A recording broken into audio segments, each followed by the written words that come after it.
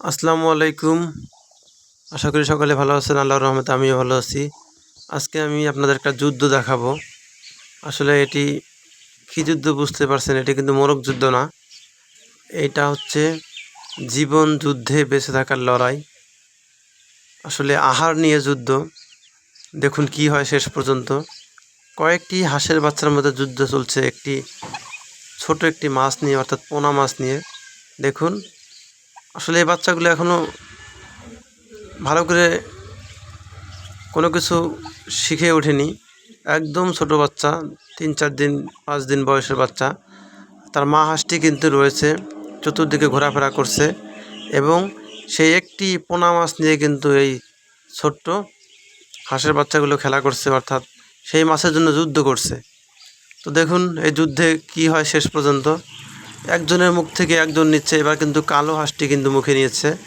সে কিন্তু আপ্রাণ চেষ্টা করছে এটা খাওয়ার জন্য, কিন্তু তার গলার সাইজের চেয়ে মাছের সাইজটা একটু বড় হওয়ার কারণে সে গিলতে পারছে না।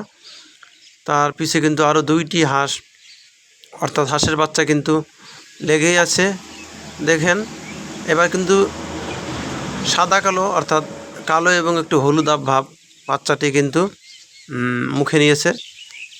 আসলে এই লড়াইয়ে কে জিততে পারে দেখা যাক এই হাঁসের বাচ্চাগুলোর মধ্যে। এবং কয়েকটি হাঁস দেখা যাচ্ছে নিশ্চুপভাবে এদিকে কানি দিচ্ছে না, যেমন করে এই যে সাদা হাঁসটা বাচ্চাটা। তো দেখেন ওর হাতেই কিন্তু এখন রয়েছে। দেখা যাক লাস্ট পর্যন্ত কি হয়। তো খুব যুদ্ধ চলছে, দেখতেই পারছেন। আসলে কেউ কাউকে ছাড় দিচ্ছে না। সবাই বলতেছে এটাতে আমার হক আছে, আমার হক আছে। কিন্তু শেষ পর্যন্ত কার আসলে রিজেকে আছে সেটাই দেখা যাক। মা হাঁসটি কিন্তু কোনো কিছুই বলতেছে না, কারণ মা হাঁসটি জানে তারা ছোট, তারা এ সময় খেলাধুলা করবে, ঝগড়াঝাটি করবে, এটাই বাস্তব। সেজন্য সে শুধু দেখেই যাচ্ছে। দেখুন সেই সাদা কালো হাঁসটি, অর্থাৎ হলুদ হাঁসটি কিন্তু এখনও সেই মাছটি কিন্তু ছাড়েনি। চলছে তাদের লড়াই, তারা কিন্তু লড়াই করেই যাচ্ছে।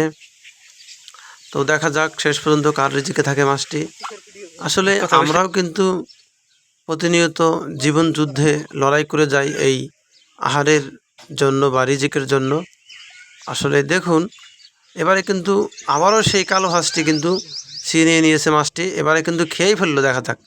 হ্যাঁ, অনেকটাই খেয়ে ফেলছে, 90%।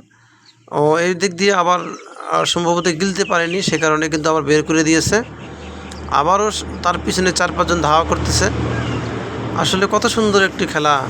ছোটোবেলায় যেরকম করে আসলে আমরা খেলাধুলা করেছিলাম, এই মাছটি নিয়ে কিন্তু ওরাও সেরকম খেলাধুলা করছে। আসলে মাছটি আমার মনে হয় ওদের খাওয়াটা যতটা জরুরি তার চেয়ে জরুরি মনে হয় খেলা করা, আমি যেটা বুঝতেছি।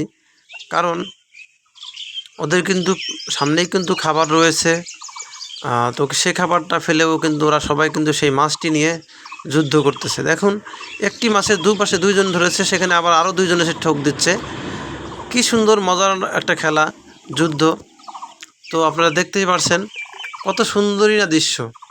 এরকম দৃশ্য সচরাচর দেখা যায় না। তো আমার মনে হয় শেষ পর্যন্ত মাছটি মনে হয় কারো কপালে জুটলো না, মাছটি মনে হয় হারিয়ে গেল। আসলে বাস্তব জীবনটা এরকম। এই যে রাশিয়া ইউক্রেন যুদ্ধ বলেন, যে যুদ্ধই বলেন, কোনো ফায়দা হয় না, শেষ পর্যন্ত এরকম ফলাফল হয়। ধন্যবাদ সকলকে।